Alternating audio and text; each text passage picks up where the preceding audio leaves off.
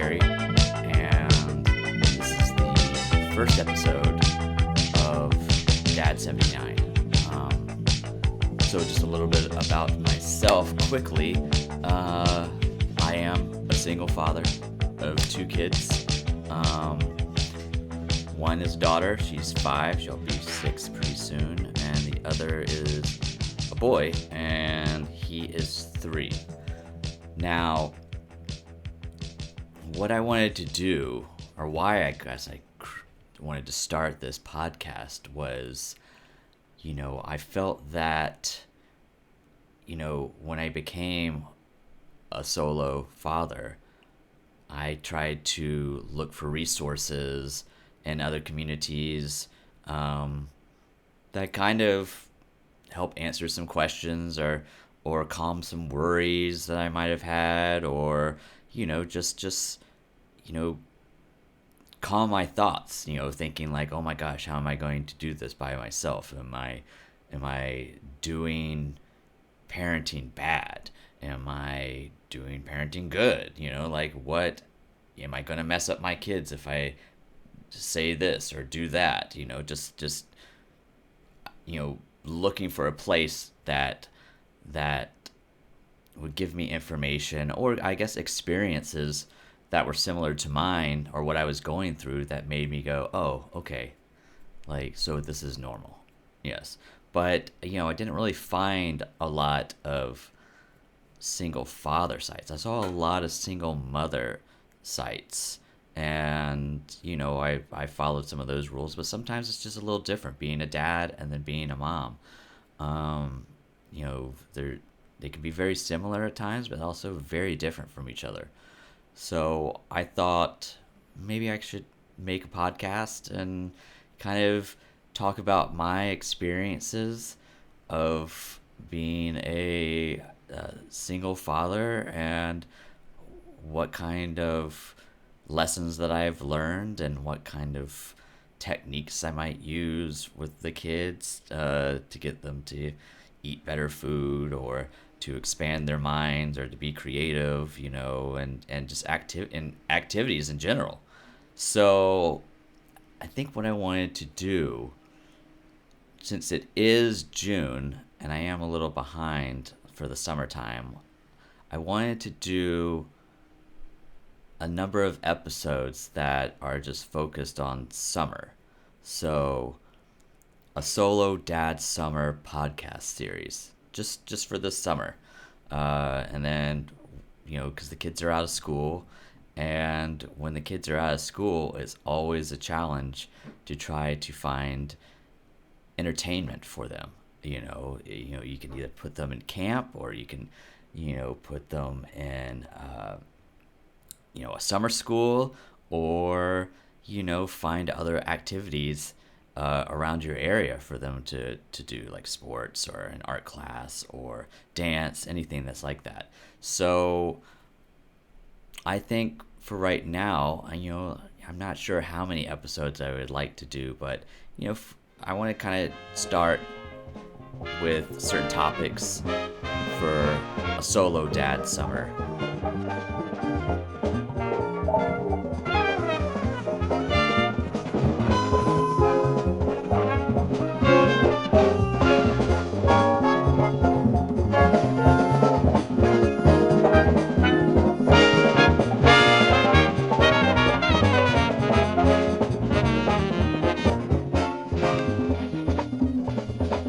Okay, so for the first kind of topic of the Solo Dad Summer series, I want to talk about the backyard. Or maybe the front yard too, but the backyard. So I'm going to call this "The Backyard is the Beach Now."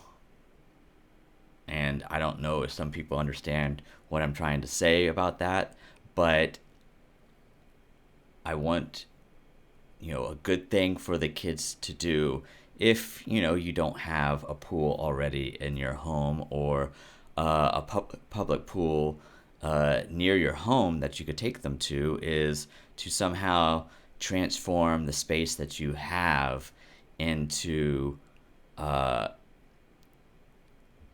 kind of a what am I trying to say?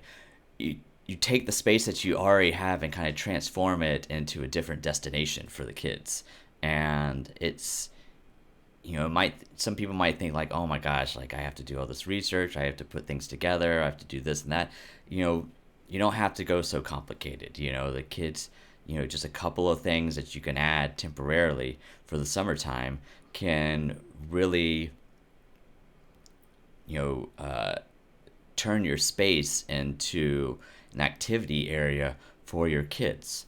um, I will tell you about my example of what I did for this summertime. Now, I have a small fenced in front yard, or kind of a side yard of where I live. It's not a huge space, it's not a tiny space, it's just good enough. So I went on Amazon, I was like looking up jungle gyms, you know, little like trampolines, like stuff like that, and I realized if I get like a trampoline or a jungle gym or something like that, it's gonna stay there.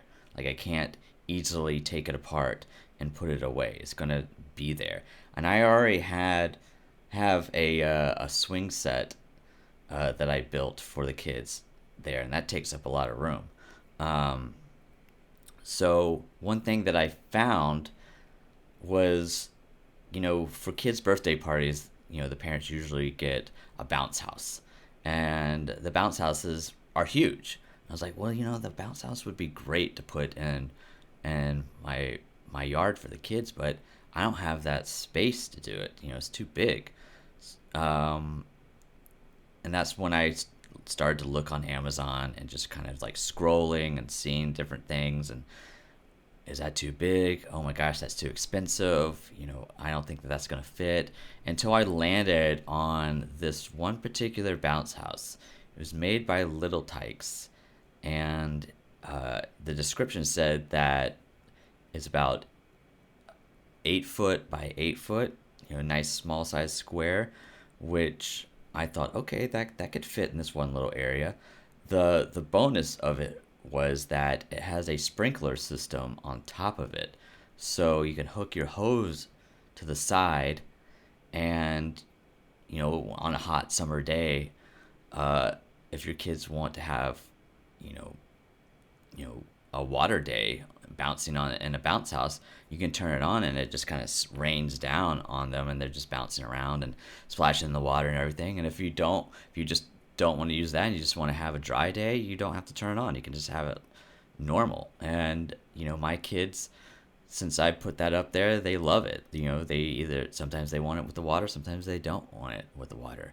Uh, but the best thing about it is that it's easy to put together and it's easy to tear down, and I just put it back in its storage bag and just put it in the outdoor closet that I have. uh, and that was an amazing thing to do. The second thing that I did was I have this like space that is in between the garage and my room. Now it's just like this long kind of quarter like hallway that is semi covered and then semi open. So it's almost like it was made to be kind of a outdoor lounge area. Now, like the place that I live is in Palm Springs, and so the architecture is very like 1960s Mad Men style. So it has that architecture. So it's semi covered, but then has like an opening that you can see the sky and everything like that. But I didn't know, like the garage is hooked into my place, and then and hooked into this like little area. The area is probably about like 8 feet wide and probably 20 feet, 18 feet long. So it's an odd shape. And when I first moved into this place last year, I had no idea what I really wanted to do with that space.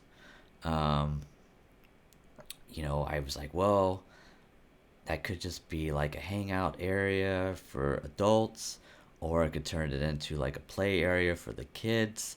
What am I going to do? So temporarily, I just kind of got. I thought of like, oh, this could be like a place for the kids to hang out in, like a separate place that's not so directly into the sun like the front yard is. So I actually found uh, those those interconnecting kind of um, padded mats. Sometimes they have little kids version of them. Sometimes they have them for like a home gym.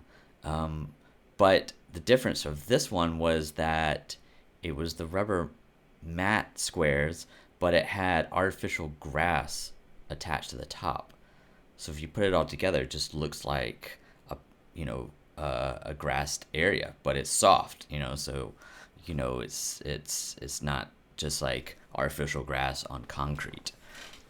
And I filled up half of that area with that artificial grass foam square stuff, and it looked great. It looked awesome. I put a couple of the kids' toys in there, and they kind of, early on when I first moved into this place, it was great for them. But I thought I could do better with that area. So I went back on Amazon, and I was looking up, you know, it would be amazing to have an actual like little pool in that space. Now, a lot of the out like the above ground pools were huge. They're just like 12 foot by 12 foot circles, or they were like 12 foot by 18 foot, just like like a full size pool. And randomly, I had found one by Intex, and they called it, I guess, a kid's pool. It was above ground, and it's only what was it, 7 feet long by, what was it, by like 5 feet or 4.5 feet, and it was like $100. Uh, the bonus about it was that you could actually hook up uh, a filter to it, so that you can actually keep the water in the pool the entire time, as the filter just runs on a timer, and you just put low chlorine packs inside the pool in like a little dispenser, and you actually have your own like little mini pool. And I thought that was going to be a great idea, so I actually purchased it. I got the filter system too by Intex. That was cheap. That was like $30. And when I got it, put it all together, and it fit perfectly in this little area that I had. Now, getting it all together and working and stuff like that, took a little bit of time because I didn't have things plugged up right. But once I did get it connected and everything was running like a real life pool, I decided, I need to add, you know, there was like space in between where the pool and the wall was, and I wanted to hide everything, like hide all the filters and the tubes and all that kind of stuff, and just make it a little bit neater for that space. And I went to Lowe's and Home Depot and bought some wood, and kind of basically created a very quick and easy and affordable, I don't know, it was like a wooden frame around the pool.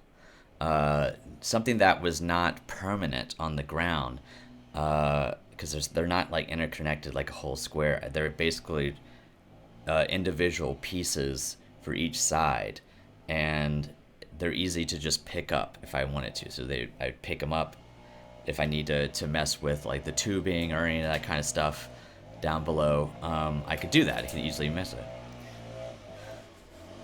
So I got everything all set up. I got it nice And what else did I wanted to do? Oh, maybe I could get.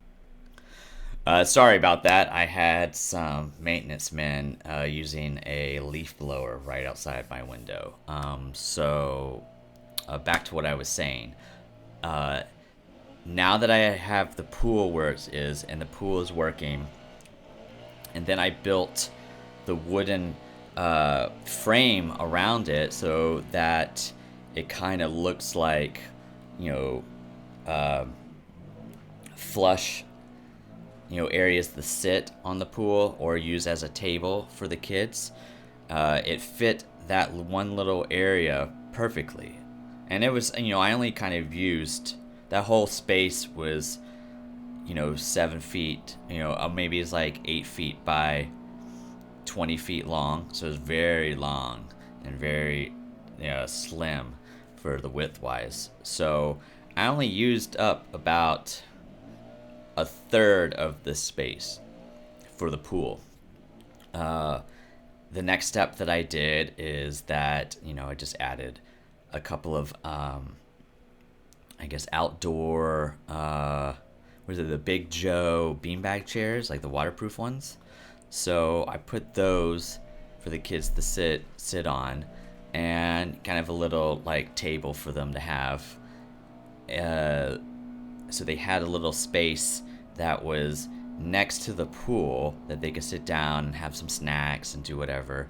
The second thing that I did was I had a water table that was big enough. I think it was a Little Tykes too, or it was like that company's Step 2, I think. And this little area was like wide enough that it could fit in the last third of the space, so that the kids had their own like little private entertainment pool area. So you had the pool, you had the area with the chairs, and the beanbag chairs and the table, and then the third part was, their water table, and then I installed some hooks to put towels on, and their floaties, and a couple of inner tubes, like small ones, because the pool is not that big. It's big enough for like two little kids and an adult to sit in. And it's not that deep either. It's about, I think it would be about 2 feet deep. So it's a perfect size for little ones like that. And as an adult, it's kind of like your own like little personal mini pool to hang out in. So I really enjoyed kind of the design aesthetic that I created, but I wanted to go a little further for the kids and make it seem like this is a destination space. Like this is like a little area that transports them into like another land or another area and something like that. I just wanted to make it more, more of a location type spot inside. So I went out and bought, a couple of fake trees and plants and stuff like that, and lined the front of the pool, like the little spaces that I had where I installed the wooden kind of framing. So I had these like fake palm trees that were in front of the pool, and then I put them on the back as well, and then I got a couple other fake plants and put them on where the base is, the frame the wooden frame. And lastly, I found like a little kid stepper, like step stool that I put in front of the above ground pool, but I zip tied the little kid's stepper to some of the poles on the pool, so that it would be sturdy when the kids come out, like they won't fall over or hurt themselves if they're coming out of the water or going into the water. Um, you know, as as I got everything together and got all the plants and everything, I was like, wow, this is really coming together. It kind of looks like this uh, Hawaiian oasis. So I went a little further. I went to one of my local thrift stores and resale shops, and I bought a couple of, um, I guess they would whatever we call them, like candlestick holders, like ornaments, stuff that you can screw onto the wall that you can put like a candle on top of. I got a couple of those, and the walls were concrete. They were like brick, so I just screwed in and put a bolt in it, and then put these like little pendants. Yeah, that's what they're called, pendants, up on the walls. And then I had hanging ones coming down from the other side, so they had this macrame like rope that could hold plants usually. But instead of putting plants or a candle on these things, I found on Amazon a solar uh, flame lanterns. They kind of they're solar powered, but they instead of just like one, just a light that comes on, it replicates a flame. And the version that I got, I had no idea because I had never seen one of these before, so I didn't know if it was going to be good or bad. But I was pleasantly surprised with these because they actually looked like real flames, and I bought like 8 of them, and I installed 2 of them inside the macrame hanging down pendants, and then 2 on uh, the pendants that I screwed into the wall, and um, the other 2 I moved over and hung them up closer to where the splash table was, and then the other ones I moved out into the main yard. But all of a sudden, once it was nighttime, and they all came on, you got this environment of like, oh my gosh, this looks like a little Hawaiian oasis all of a sudden, with the palm trees going, and the LED or the solar powered flame lights and stuff, or the torches or whatever they're called. It was looking really good, but I was still missing a couple of things, which was, of course, I had to install a little TV up on the wall. Um, just a little one, just like, I don't know, like a little 15-inch, 18-inch TV or something like that. It was a small one. I found that at a thrift store too, and just got a little bracket and put it up against the wall underneath one of the trees so that the kids could watch, their shows while they're in the pool. Um, and I thought everything looked great. Everything looked amazing. And the first time that I didn't really show the kids that area yet until I wanted it to be fully finished. Um, and I showed it to them. They loved it. They were playing around in it. It was fun. It was amazing. But I did notice one thing, which was the opening up from the top. When the sun hit, it hit directly on everyone, and it was very harsh because we live out like in the desert. So I needed to do one other thing. I was like, well, I would love to put an umbrella here or something to block the sun, but you know, I don't. All the umbrellas are circular, and I can't put that anywhere. Uh, so I went back on Amazon, did some research, and I actually found that they made the half umbrellas for decks, and I bought one of those, and basically installed it up against the wall, one side of the wall, put brackets on it so they kept it there, and it perfectly was long enough that it blocked whatever sun that was coming through that one space. And I was just using a little bit of wall space that I had. I kind of drilled a hole into the wooden frames that I had made so that I could put the umbrella through. That was the only thing I really needed to do besides installing it up against the wall.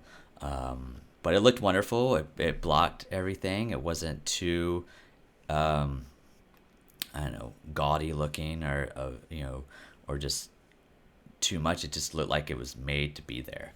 But there was one last thing that I wanted to do to make it seem like it was uh, a like a different land or a different vacation spot or some just like a special space for the kids. And I bought some misters that you would put on a fan, but instead I zip tied them up around the umbrella, along with a couple of other like solar powered little twinkle lights. So when it gets a little too hot, I would just go and I would turn on the mister, and it would just mist from the umbrella down onto anyone that's in the pool. And then at night, all the little solar powered lights that I installed all around it, it kind of gave this amazing little ambiance of a very relaxing and very cool little space. Um, Now, this is just something that I thought that I could bring to my kids and have them entertained for the summertime. Um, I think that it was very successful. It definitely transformed a space that I wasn't really using at all into something that is now used a lot during the summertime. And we have other kids that come over, and they love the space too. And other parents are always asking me how he created this. And it's doesn't it's not an expensive transformation to do. It's very affordable.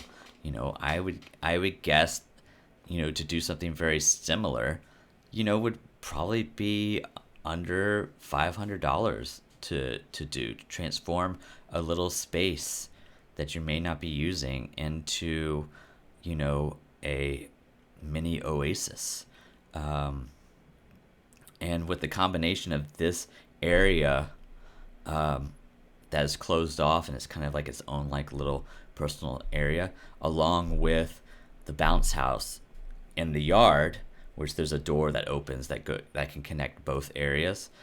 I created this kind of fun amusement park, I don't know, theme park type of space for the kids that they could bounce around in. They can go and jump in onto the bounce house, and then they can go on the swing set, and then I have like a little independent slide that they can go down on. And if they want to, then they'll go into the little oasis pool, and everything is within our little home. So it's definitely was a fun project to work on, and something that you know any parent can do if you have the space to do something in. It's just it's I think that doing something like this for my kids was way more entertaining and way more rewarding than just like packing up and going to like a water park somewhere like every other week or something like that. And it's also a lot cheaper to do than to go do something like that. So I would say that you know if you don't have the option of having your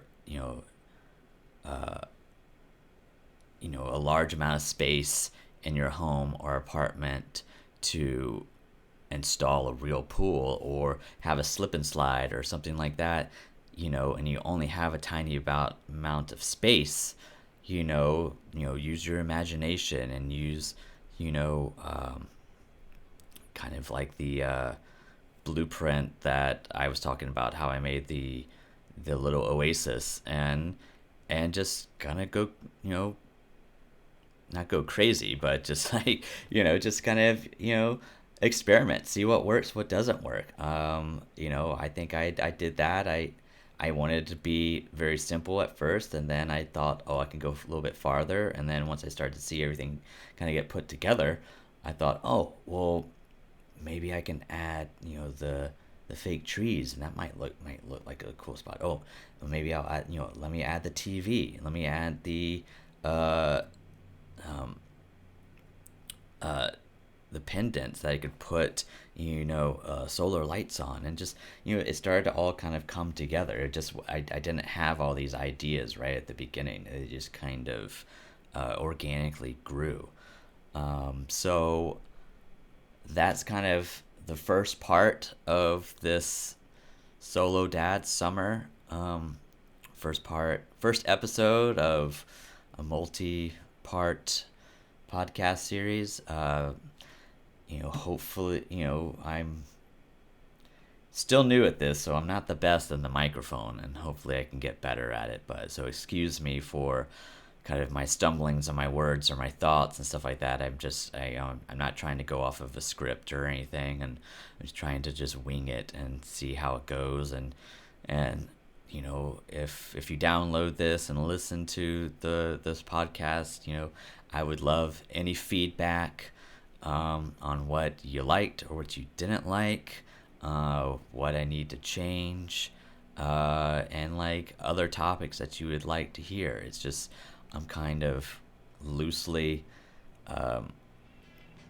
putting the whole concept together. Right now it's the solo dad summer series, but after that, I'd love to expand into other categories for parenting, like a solo parenting. Anyways, thank you, and I will talk to you next time.